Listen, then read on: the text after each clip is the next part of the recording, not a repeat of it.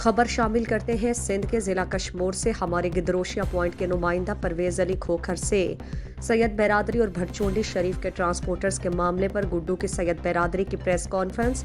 हमारी ट्रांसपोर्ट गुज़श्ता 4 साल से देरा मोड़ से सखर चल रही है, जिसमें वो अपनी गाड़ियां चलवाना चाहते हैं। इस रोज भी हमारे ड्राइवर को तशद्दुद का निशाना बनाया गया, फिर गुड्डू में झगड़ा करने पहुंच गए। गुड्डू में हमारे पुरअमन एहतजाज पर रास्ता देने के बहाने पर झगड़ा किया गया, जिस पर फायरिंग की गई और लाठियों से हमला किया गया। हमारे अड्डे पर इस वक्त भी डंडा बरदार काबिज हैं और हमें अड्डे से गाड़ियां नहीं चलाने दी जा रही। जब मियां जहूर अहमद अपने बयान मीडिया में भी कह रहे हैं कि हमारा ट्रांसपोर्ट से कोई ताल्लुक नहीं, फिर भी डंडा बरदार अड्डे पर काबिज हैं। हमारी FIR भी गुड्डू थाने पर दर्ज है, पुलिस कोई कार्रवाई नहीं कर रही।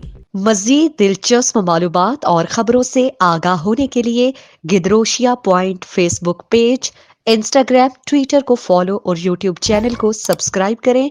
बेल आइकॉन बटन दबाना ना भूलें ताकि मकरान समेत बलूचिस्तान की खबरों से जुड़े रहें।